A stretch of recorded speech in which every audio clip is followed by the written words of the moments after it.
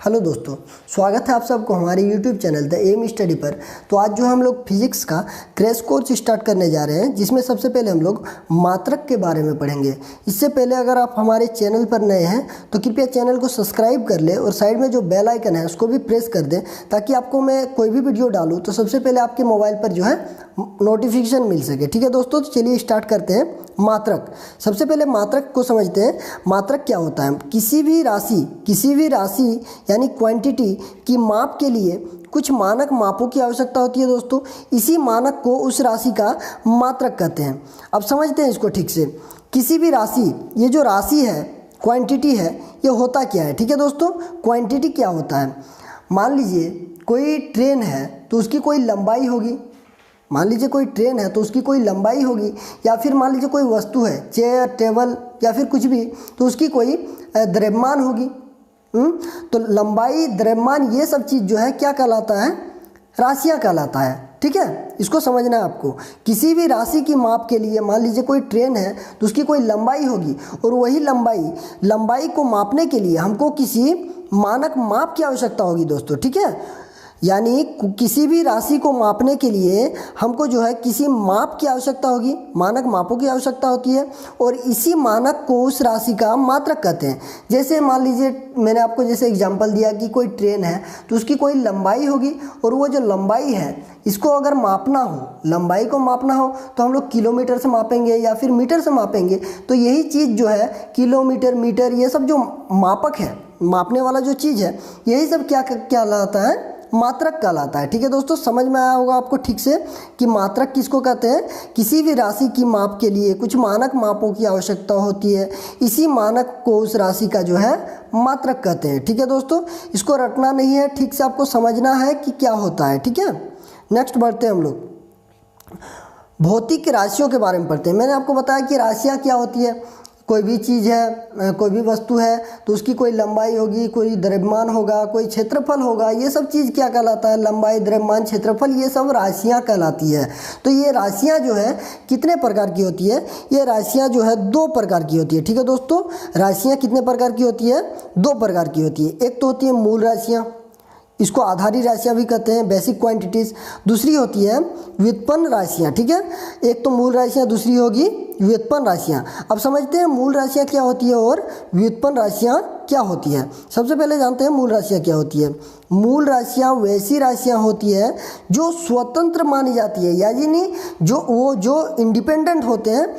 इसको ऐसे भी आप डिफिनेशन दे सकते हो कि मूल राशियाँ वैसी राशियाँ होती हैं जिनको व्यक्त करने के लिए किसी और राशि की आवश्यकता नहीं होती है, यानी वो खुद में स्वतंत्र होती है। इसको व्यक्त करने के लिए किसी और राशियों की आवश्यकता नहीं होती है। जैसे लंबाई, द्रव्यमान, समय, ईटीसी, ये सब चीज़ जो है मूल राशियाँ हैं। मूल राशियों की संख्या जो है 7 है। ठीक है दोस्तों, और व्युत्पन्न राशियाँ वैसी राशियाँ होती है जिनको अगर व्यक्त करना हो, तो हमें जो है मूल राशियों की आवश्यकता होती है। जैसे एग्जाम्पल के लिए समझते हैं, अगर क्षेत्रफल, ये जो क्षेत्रफल है इसको व्यक्त करना हो, तो क्षेत्रफल को अगर व्यक्त करना हो तो हमको सबसे पहले क्षेत्रफल बराबर क्या होता है? लंबाई गुना चौड़ाई।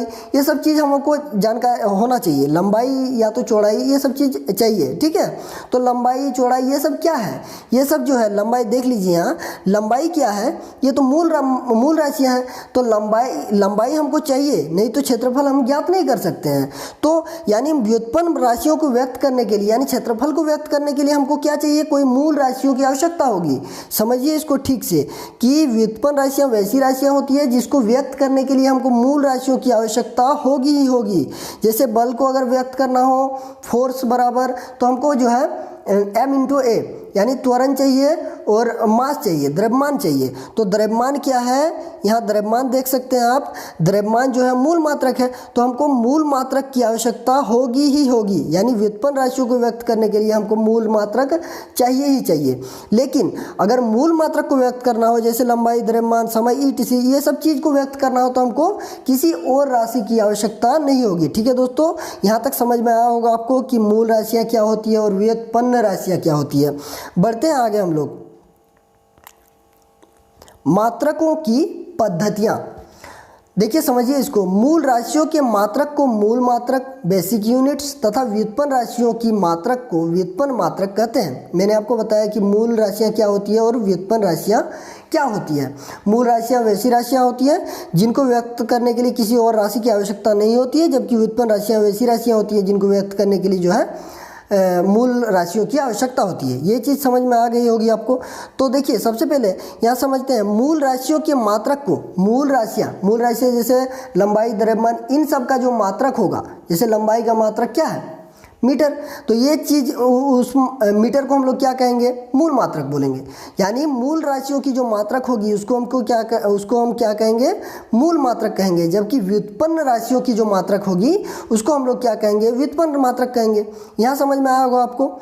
अब आगे बढ़ते हैं हम लोग। मूल मात्रक वह मात्रक जो किसी अन्य मात्रक पर निर्भर नहीं करता है, सेम डिफिनेशन है, यानी मूल जो मात्रक है वो किसी अन्य मात्रक पर निर्भर नहीं करता है, वो खुद में स्वतंत्र होता है। जैसे लंबाई, द्रव्यमान, समय, ये सब जो है इन सब का जो मात्रक है, जैसे लंबाई, द्रव्यमान, समय और इन सब का जो मात्रक है इसको हम लोग क्या कहेंगे, मूल मात्रक कहेंगे। जबकि व्युत्पन्न मात्रक वैसे मात्रक होंगे जिनको व्यक्त करने के लिए मूल मात्रकों की आवश्यकता होती है, उसे व्युत्पन्न मात्रक कहते हैं। डेफिनेशन सेम है, मूल मात्रक, व्युत्पन्न मात्रक और मूल राशियाँ, व्युत्पन्न राशियाँ, ये सब सेम चीज़ है। सिर्फ आपको समझना है कि मूल राशियों का जो मात्रक होगा वो क्या कहलाएगा, मूल मात्रक कहलाएगा, जबकि व्युत्पन्न राशियाँ का जो मात्रक होगा उसको क्या कहेंगे हम लोग, व्युत्पन्न राशियाँ कहेंगे। ठीक है दोस्तों, व्युत्पन्न राशियाँ वैसी राशियाँ होगी जिसको व्यक्त करने के लिए किसी और राशि की आवश्यकता होती है, यानी मूल राशियों की आवश्यकता होगी।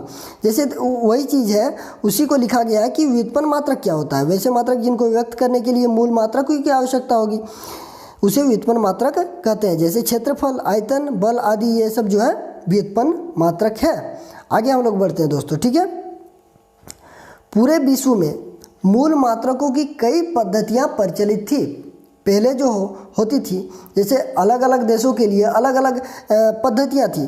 जैसे हम मान लीजिए कि जैसे WWE देखते हैं हम लोग फाइट में, तो उसमें जो फाइटर्स के जो वेट होती है, वेट मतलब उसकी जो द्रव्यमान होती है वो हमको क्या बताते हैं, वजन, वो पाउंड्स में बताते हैं। जबकि हम लोग भारत में तो केजी से मापते हैं, उसको पाउंड से मापते हैं वहाँ WWE में। तो वो अमेरिका, सॉरी जहाँ भी हो रहा हो, पता नहीं है WWE कहाँ होता है, तो जहाँ भी हो रहा हो तो वहाँ जो है पाउंड चलता है। तो इसी तरह सभी देशों ने अलग अलग पद्धतियाँ जो है प्रचलित कर रखी हैं, जिसमें कुछ प्रमुख पद्धतियाँ मैं आपको बताने जा रहा हूँ।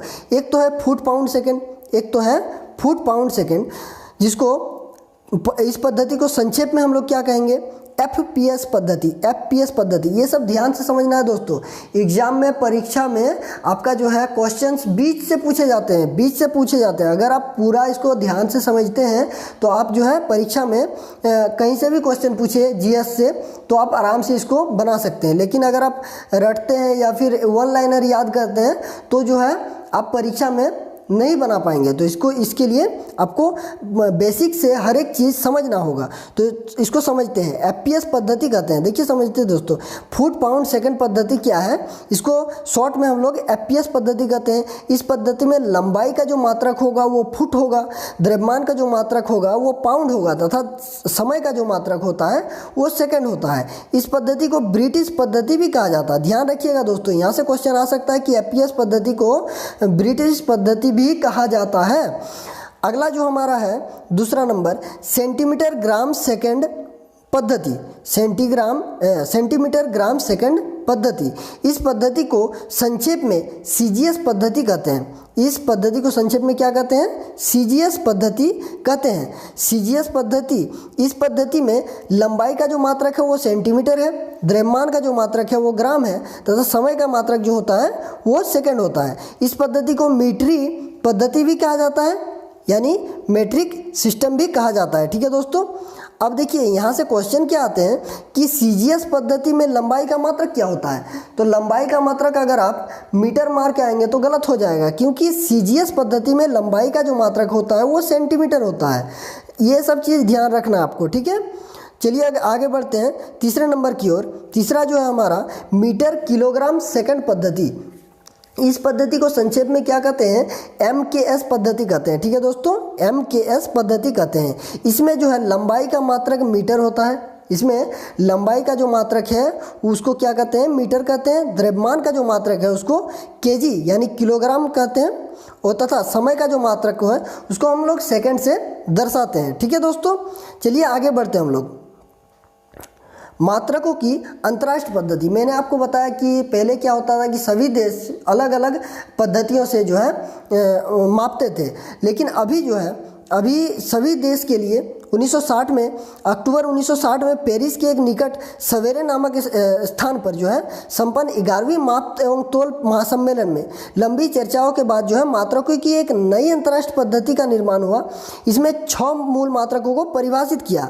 उसके बाद में जो है 1970 में संपन्न 14वीं तोल एवं माप महासम्मेलन में 7वां मूल मात्रक मोल को जोड़ा गया। ध्यान दीजिएगा, यहाँ 7वां मूल मात्रक कब जोड़ा गया, 1970 के 14वीं तोल एवं माप महासम्मेलन में 7वां जो मात्रक है मोल को जोड़ा गया। ठीक है, इस नई पद्धति को उसके फ्रांसीसी नामकरण सिस्टेमा इंटरनेशनल डी यूनिट के कारण संक्षेप में हम लोग SI मात्रक के नाम से जानते हैं। ठीक है, तो यानी सबसे अधिक जो क्वेश्चन पूछे जाते हैं हम लोग के एग्जाम में, SSC हो गया, बैंकिंग हो गया, रेलवे हो गया, ये सब चीज़ में सबसे अधिक जो क्वेश्चन पूछे जाते हैं वो SI यूनिट से ही पूछे जाते हैं। तो इसको ध्यान से समझना है कि SI यूनिट जो होता है वही चीज़ आपको जो SI यूनिट में ये 1960 में पेरिस के निकट सवेरे नामक स्थान पर संपन्न 11वीं माप जो लंबी चर्चाओं के बाद जो है मात्रकों की एक अंतर्राष्ट्रीय पद्धति का निर्माण हुआ। ठीक है, जिसको हम लोग मात्रकों की अंतर्राष्ट्रीय पद्धति कहते हैं। तो यानी सिस्टेमा इंटरनेशनल यूनिट SI पद्धति कहते हैं। ठीक है, इसको याद रखना है। ठीक है दोस्तों, चलिए बढ़ते हैं आगे। आपको बता दूं कि मूल राशियां और उसके जो SI मात्रक होते हैं, मूल राशियां क्या होती हैं, 7 होती है मूल राशियां। मैंने आपको पहले भी बताया था कि मूल राशियों की संख्या जो है वो 7 है। एक तो लंबाई, दूसरी द्रव्यमान, तीसरी समय, चौथी विद्युत धारा, 5वीं जो है ताप, छठी ज्योति तीव्रता और 7वां जो है पदार्थ का परिमाण।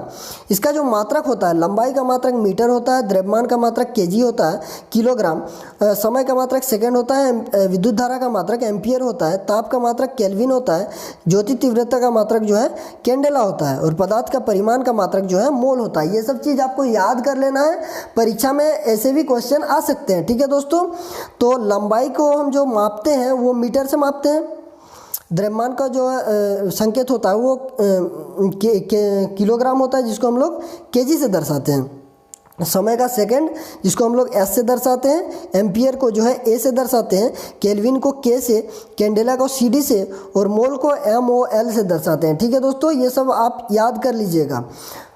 नेक्स्ट जो है कुछ संपूरक मात्रक भी, संपूरक राशियां भी होते हैं। ठीक है दोस्तों, दो संपूरक राशियां होती हैं, इसको भी आप ध्यान रखिएगा कि एक तो समतल कोण होता है, दूसरा घन कोण होता है। समतल कोण का जो मात्रक होता है वो रेडियन होता है, इसको दर्शाते हैं RAD से। ठीक है, RAD से, जबकि घन कोण का मात्रक क्या होता है, स्टेरेडियन, और इसको दर्शाते हैं SR से। ठीक है दोस्तों, तो आशा करता हूँ कि आप बढ़िया तरीके से समझे होंगे आप कि मात्रक क्या होता है, भौतिक राशियाँ क्या होती है, ये सब चीज़ ध्यान से अगर आप समझे हैं तो वीडियो को लाइक करें, कमेंट करें और सब्सक्राइब जरूर करें। ठीक है दोस्तों, चैनल को, ताकि हमें मोटिवेशन मिल सके और आपके लिए और इससे बढ़िया वीडियो में ला सकूं। धन्यवाद वीडियो को देखने के लिए।